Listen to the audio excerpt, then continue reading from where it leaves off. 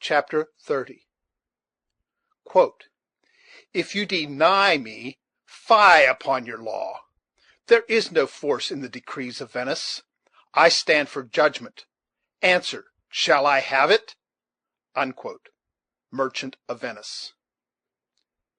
The silence continued, unbroken by human sounds, for many anxious minutes. Then the waving multitude opened and shut again, and Uncas stood in the living circle.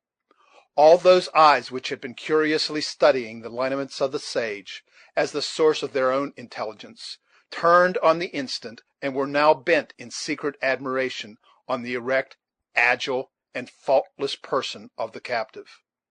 But neither the presence in which he found himself, nor the exclusive attention that he attracted, in any manner disturbed the self-possession of the young Mohican. He cast a deliberate and observing look on every side of him, meeting the settled expression of hostility that lowered in the visages of the chiefs, with the same calmness as the curious gaze of the attentive children. But when, last in his haughty scrutiny, the person of Tamenund came under his glance, his eye became fixed, as though all other objects were already forgotten. Then, advancing with a slow and noiseless step up the area, he placed himself immediately before the footstool of the sage, where he stood unnoted, though keenly observant himself, until one of the chiefs apprised the latter of his presence. "With what tongue does the prisoner speak to the Manitou?" demanded the patriarch, without unclosing his eyes. "Like his fathers," Uncas replied, "with the tongue of the Delaware." At this sudden and unexpected annunciation, a low, fierce yell ran through the multitude, that might not inaptly be compared to the growl of the lion as his caller is first awakened, fearful omen of the weight of his future anger. The effect was equally strong on the sage, though differently exhibited. He passed his hand before his eyes, as if to exclude the least evidence of so shameful a spectacle, while he repeated his low, guttural tones the words he had just heard. "A Delaware! I have lived to see the tribes of the Lenape driven from their council fires, and scattered like broken herds of deer among the hills of the Iroquois. I have seen the hatchets of a strong people sweep woods from the valleys, and the winds of heaven have spared. The beasts that run on the mountains, and the birds that fly above the trees, have I seen living in the wigwams of men; but never before have I found a Delaware so base as to creep like a poisonous serpent into the camps of his nation." "The singing birds have opened their bills," returned Uncas, in the softest notes of his own musical voice, "and Tamenund has heard their song." The sage started, and bent his head aside, as if to catch the fleeting sounds of some passing melody. "Does Tamenund dream?" he exclaimed. "What voice is at his ear?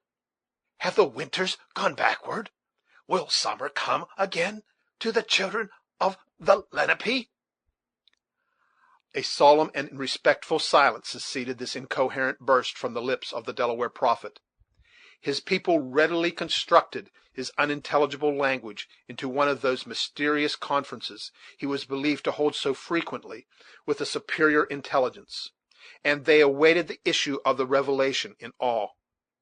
After a patient pause, however, one of the aged men, perceiving that the sage had lost the recollection of the subject before him, ventured to remind him again of the presence of the prisoner.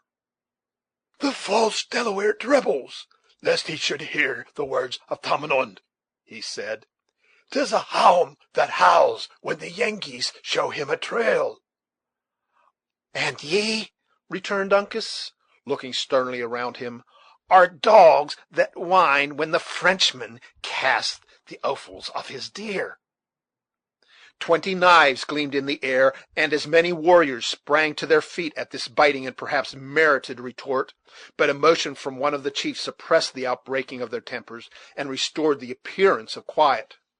The task might probably have been more difficult, had not a movement made by Tamenund indicated that he was again about to speak. "Delaware," resumed the sage, "little art thou worthy of thy name. My people have not seen a bright sun in many winters, and the warrior who deserts his tribe when hid in clouds is doubly a traitor.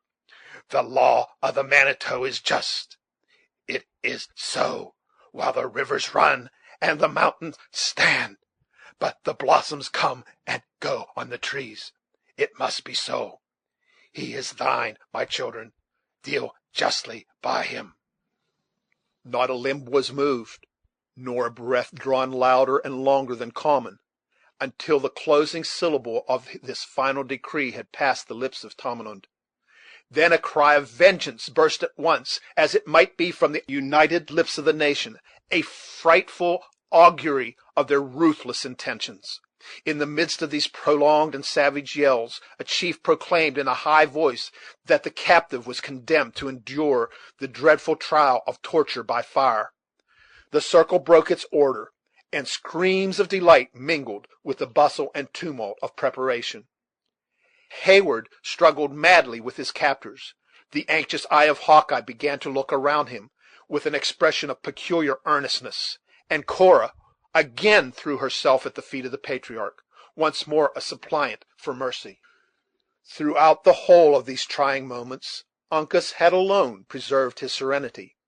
He looked on the preparations with a steady eye, and when the tormentors came to seize him, he met them with a firm and upright attitude. One among them, if possible more fierce and savage than his fellows, seized the hunting shirt of the young warrior, and at a single effort tore it from his body. Then, with a yell of frantic pleasure, he leaped toward his unresisting victim, and prepared to lead him to the stake. But at that moment, when he appeared most a stranger to the feeling of humanities, the purpose of the savage was arrested as suddenly as if a supernatural agency had interposed in the behalf of Uncas. The eyes of the Delaware seemed to start from their sockets. His mouth opened, and his whole form became frozen in an attitude of amazement. Raising his hand with a slow and regulated motion, he pointed with the finger to the bosom of the captive. His companions crowded about him in wonder, and every eye was like his own, fastened intently on the figure of a small tortoise, beautifully tattooed on the breast of the prisoner, in a bright blue tint. For a single instant Uncas enjoyed his triumph, smiling calmly on the scene. Then, motioning the crowd away with a high and haughty sweep of his arm, he advanced in front of the nation with the air of a king, and spoke in a voice louder than the murmur of admiration that ran through the multitude. "Men of the Lenape," he said, "my race upholds the earth. Your feeble tribes stands on my shell. What fire that a Delaware can light would burn the child of my fathers?" he added, pointing proudly to the simple blazonry on his skin. "The blood that came from such a stock would smother your flames. My race is the grandfather of nations." "Who art thou?" demanded Tamenund, rising at the startling tones he heard, more than any meaning conveyed by the language of the prisoner. "Uncas, son of Chingachgook," answered the captive modestly, turning from the nation and bending his head in reverence to the other's character and years. "A son of the great Unimus." Footnote: Turtle. "The hour of Tamenund is nigh," exclaimed the sage. "The day is come at last to the night. I thank the Manitou. The one is here to fill my place at the council fire. Uncas, the child of Uncas is found. Let the eyes of a dying eagle gaze on the rising sun." The youth stepped lightly but proudly on the platform, where he became visible to the whole agitated and wondering multitude. Tamenund held him long at the length of his arm, and read every turn in the fine lineaments of his countenance, with the untiring gaze of one who recalled days of happiness. "Is Tamenund a boy?" at length the bewildered prophet exclaimed. "Have I dreamed of so many snows, that my people were scattered like floating sands? Of Yengeese, more plenty than the leaves on the trees? The arrow of Tamenund would not frighten the fawn. His arm is withered like the branch of a dead oak. The snail would be swifter in the race, yet is Uncas before him, as they went to battle against the pale faces. Uncas, the panther of his tribe, the eldest son of the Lenape, the wisest Sagamore of the Mohicans. Tell me, ye Delawares, has Tamenund been a sleeper for 100 winters?" The calm and deep silence which succeeded these words sufficiently announced the awful reverence with which his people received all communication of the patriarch. None dared to answer, though all listened in breathless expectation of what might follow. Uncas, however, looking in his face with the fondness and veneration of a favored child, presumed on his own high and acknowledged rank, to reply. "4 warriors of his race have lived and died," he said, "since the fire of Tamenund led his people to battle. The blood of the turtle has been in many chiefs, but all have gone back into the earth from whence they came, except Chingachgook and his son." "It is true, it is true," returned the sage, a flash of recollection destroying all his pleasing fancies, and restoring him at once to a consciousness of the true history of his nation. "Our wise men have often said that 2 warriors of the unchanged race were in the hills of the Yengeese. Why have their seats at the council fires of the Delawares been so long empty?" At these words the young man raised his head, which he had still kept bowed a little in reverence, and lifting his voice so as to be heard by the multitude, as if to explain at once and forever the policy of his family, he said aloud: "Once we slept where we could hear the Salt Lake speak of his anger. Then we were rulers and sagamores over the land. But when a pale face was seen on every brook, we followed the deer back to the river of our nation. The Delawares are gone. Few warriors of them all stayed to drink of the stream they love. They said, my fathers, here will we hunt. The waters of the river go into the Salt Lake. If we go toward the setting sun, we shall find streams that run into the great lakes of the Sweetwater. There would a Mexican die like fishes of the sea in the clear springs. When the Manitou is ready and shall say, come, we will follow the river to the sea and take our own again. Such, Delawares, is the belief of the children of the turtle. Our eyes are on the rising and not toward the setting sun. We know whence he comes, but we know not whither he goes. It is enough." The men of the Lenape listened to his words with all the respect that superstition could lend, finding a secret charm even in the figurative language with which the young Sagamore imparted his ideas. Uncas himself watched the effect of his brief explanation with intelligent eyes, and gradually dropped the air of authority he had assumed, as he perceived that his auditors were content. Then, permitting his looks to wander over the silent throng that crowded around the elevated seat of Tamenund, he first perceived Hawkeye in his bonds. Stepping eagerly from his stand, he made way for himself to the side of his friend, and cutting his thong With a quick and angry stroke of his own knife, he motioned to the crowd to divide. The Indians silently obeyed, and once more they stood ranged in their circle.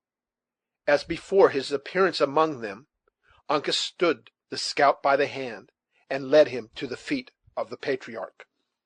"Father," he said, "look at his pale face, a just man, and the friend of the Delawares." "Is he a son of Maqua?" "Not so; a warrior known to the Yengeese, and feared by the Maquas." "What name has he gained by his deeds?" "We call him Hawkeye," Uncas replied, using the Delaware phrase, "for his sight never fails. The Mingoes know him better by the death he gives their warriors. With them he is the Long Rifle." "La Long Carabine!"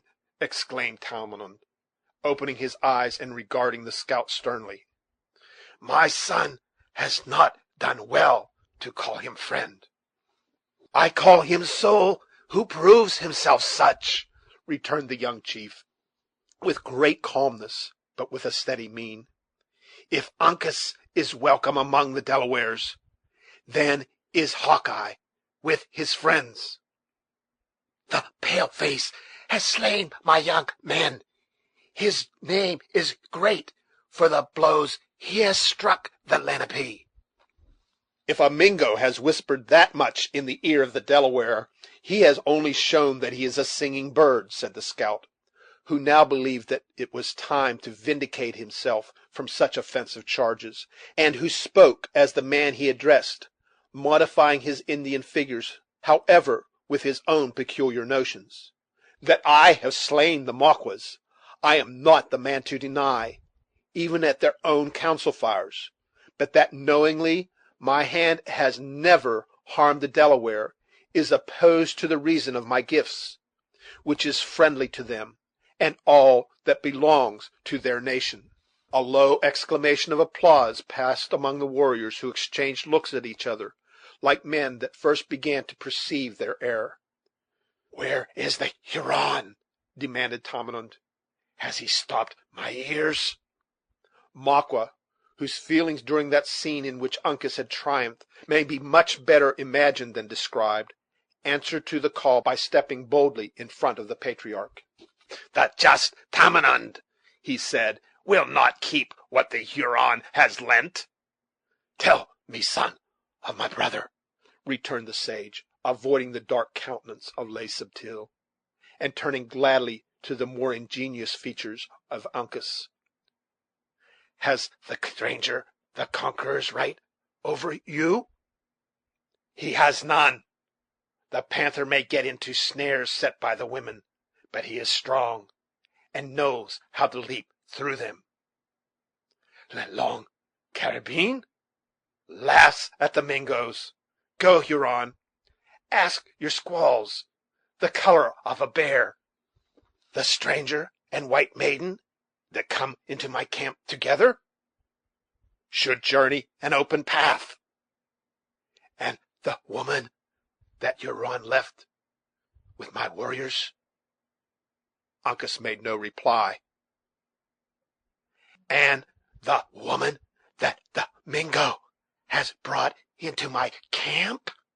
repeated Tamenund gravely. "She is mine," cried Maqua, shaking his hand in triumph at Uncas. "Mohican, you know that she is mine." "My son is silent," said Tamenund, endeavoring to read the expression of the face that the youth turned from him in sorrow. "It is so," was the low answer. A short and impressive pause succeeded, during which it was very apparent with what reluctance the multitude admitted the justice of the Mingo's claim. At length the sage, on whom alone the decision depended, said in a firm voice, "Huron, depart." "As he came, just Tamenund?" demanded the wily Maqua, "or with hands filled with the faith of the Delawares?" The wigwam of Le Renard Subtil is empty. Make him strong with his own." The aged man mused with himself for a while, and then, bending his head toward one of his venerable companions, he asked: "Are my ears open? "It is true." Is this Mingo a chief?" "The first in his nation." "Girl, what wouldst thou?" "A great warrior takes thee to wife. Go, thy race will not end." "Better 1,000 times it should," exclaimed the horror struck Cora, "than meet with such a degradation." "Huron, her mind is in the tents of her fathers. An unwilling maiden makes an unhappy wigwam." "She speaks the tongue of her people," returned Maqua, regarding his victim with a look of bitter irony. "She is of a race of traitors, and will bargain for a bright look. Let Tamenund speak the words. Take you the wampum and our love. Nothing hence but what Maqua brought hither." "Then depart with thine own. The great Manitou forbids that a Delaware should be unjust." Maqua advanced and seized his captive strongly by the arm. The Delawares fell back in silence, and Cora, as if conscious that remonstrance would be useless, prepared to submit to her fate without resistance. "Hold, hold!" cried Duncan, springing forward. "Huron, have mercy. Her ransom shall make thee richer than any of thy people were ever yet known to be." "Maqua is a redskin. He wants not the beads of the pale faces." "Gold, silver, powder, lead, all that the warrior needs shall be in thy wigwam, all that becomes the greatest chief." "Le Subtil is very strong," cried Maqua, violently shaking the hand which grasped the unresisting arm of Cora. "He has his revenge."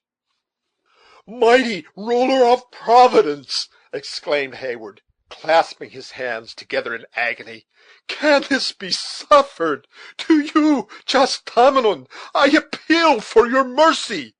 "The words of the Delaware are said," returned the sage, closing his eyes and dropping back into his seat, alike wearied with his mental and bodily exertion. "Men speak not twice." "That a chief should not misspend his time in saying what has been spoken is wise and reasonable," said Hawkeye, motioning to Duncan to be silent; "but it is also prudent in every warrior to consider well before he strikes his tomahawk into the head of his prisoner. Huron, I love you not, nor can I say that any Mingo has ever received much favor at my hands. It is fair to conclude that, if this war does not soon end, many more of your warriors will meet me in the woods. Put it to your judgment, then, whether you would prefer taking such a prisoner as that into your encampment, or one like myself, who am a man that it would greatly rejoice your nation to see with naked hands." "Will the Long Rifle give his life for the woman?" demanded Maqua hesitatingly, for he had already made a motion toward quitting the place with his victim. "No, no, I have not said so much as that," returned Hawkeye, drawing back with suitable discretion, when he noted the eagerness with which Maqua listened to his proposal. "It would be an unequal exchange to give a warrior in the prime of his age and usefulness For the best woman on the frontiers. I might consent to go into winter quarters now, at least 6 weeks afore the leaves will turn, on condition you will release the maiden." Maqua shook his head, and made an impatient sigh for the crowd to open. "Well, then," added the scout, with the musing air of a man who had not half made up his mind, "I will throw Killdeer into the bargain. Take the word of an experienced hunter, the peace has not its equal atween the provinces." Maqua still disdained to reply, continuing his efforts to disperse the crowd.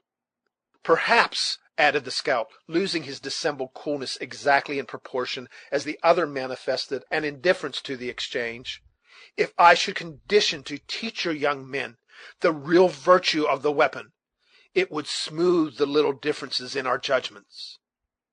Le Renard fiercely ordered the Delawares, who still lingered in an impenetrable belt around him, in hopes he would listen to the amicable proposal, to open his path, threatening by the glance of his eye another appeal of the infallible justice of their prophet.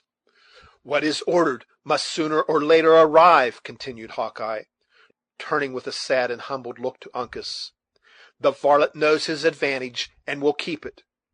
God bless you, boy. You have found friends among your natural kin, and I hope they will prove as true as some you have met who had no Indian cross.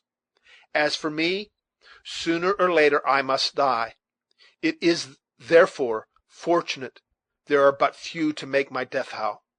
After all, it is likely the imps would have managed to master my scalp; so a day or two will make no great difference in the everlasting reckoning of time.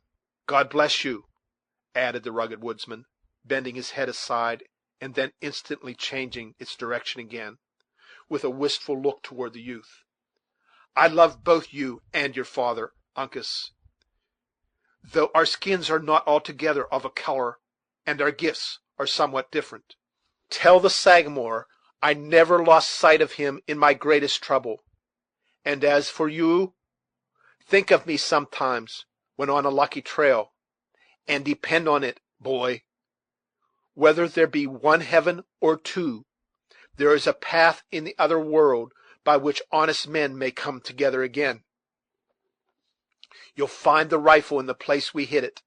Take it, and keep it for my sake. And harkee, lad, as your natural gifts don't deny you the use of vengeance, use it a little freely on the Mingoes. It may unburden Greece at my loss, and ease your mind. Huron, I accept your offer. Release the woman. I am your prisoner." A suppressed but still distinct murmur of approbation ran through the crowd at this generous proposition, even the fiercest among the Delaware warriors manifesting pleasure at the manliness of the intended sacrifice. Maqua paused, and for an anxious moment, it might be said, he doubted.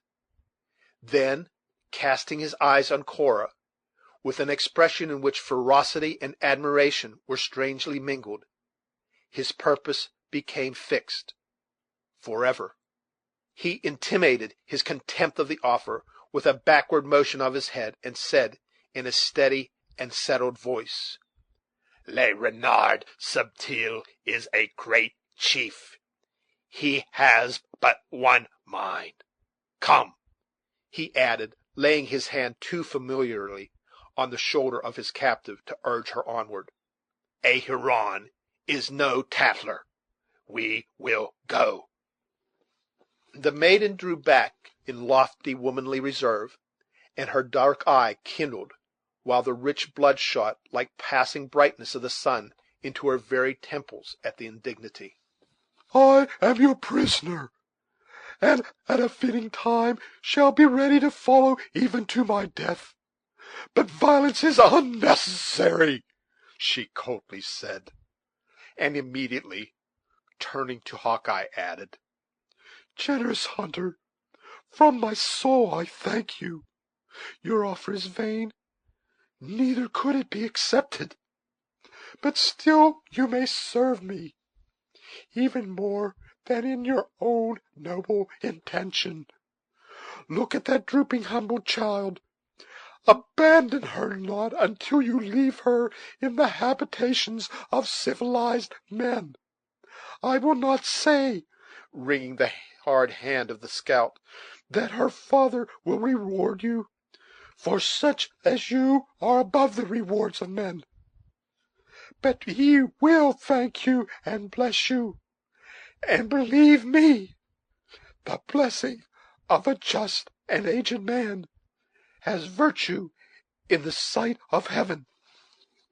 Would to God I could hear one word from his lips at this awful moment." Her voice became choked, and for an instant she was silent. Then, advancing a step nigher to Duncan, who was supporting her unconscious sister, she continued, in more subdued tones, but in which feeling and the habits of her sex maintained a fearful struggle: "I need not tell you to cherish the treasure you possess. You love her, Heyward. That would conceal 1,000 faults.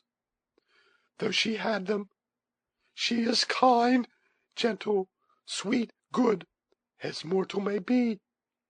There is not a blemish in mind or person at which the proudest of you all would sicken. She is fair, oh, how surpassingly fair!" laying her own beautiful but less brilliant hand in melancholy affection on the alabaster forehead of Alice, and parting the golden hair which clustered about her brows. "And yet her soul is pure and spotless as her skin. I could say much more, perhaps, than cooler reason would approve, but I will spare you and myself." Her voice became inaudible, and her face was bent over the form of her sister. After a long and burning kiss, she arose, and with features of the hue of death, but without even a tear in her feverish eye, she turned away and added to the savage, with all her former elevation of manner: "Now, sir, if it be your pleasure, I will follow." "I go!" cried Duncan, placing Alice in the arms of an Indian girl. "Go, Maqua, go! These Delawares have their laws which forbid them to detain you; but I have no such obligation. Go, malignant monster! Why do you delay?" It would be difficult to describe the expression with which Maqua listened to this threat to follow. There was at first a fierce and manifest display of joy, and then it was instantly subdued in a look of cunning coldness. The words are open," He was content with answering. "The open hand can come." "Hold!" cried Hawkeye, seizing Duncan by the arm, and detaining him by violence. You know not the craft of the imp. He would lead you to an ambushment and your death." "Huron," interrupted Uncas, who, submissive to the stern customs of his people, had been an attentive and grave listener to all that passed. "Huron, the justice of the Delawares comes from the Manitou. Look at the sun; he is now in the upper branches of the hemlock. Your path is short and open. When he is seen above the trees, there will be men on your trail." "I hear a crow!" exclaimed Maqua with a taunting laugh. "Go," he added, shaking his hand at the crowd, which had slowly opened to admit his passage. "Where are the petticoats of the Delawares? Let them send their arrows and their guns to the Wyandots. They shall have venison to eat and corn to hoe. Dogs, rabbits, thieves, I spit on you." His parting jibes were listened to in a dead, boding silence, and, with these biting words in his mouth, the triumphant Maqua passed unmolested into the forest, followed by his passive captive, and protected by the inviolable laws of Indian hospitality. Chapter 30. This reading by Gary W. Sherwin, in Yukon, Pennsylvania, in January,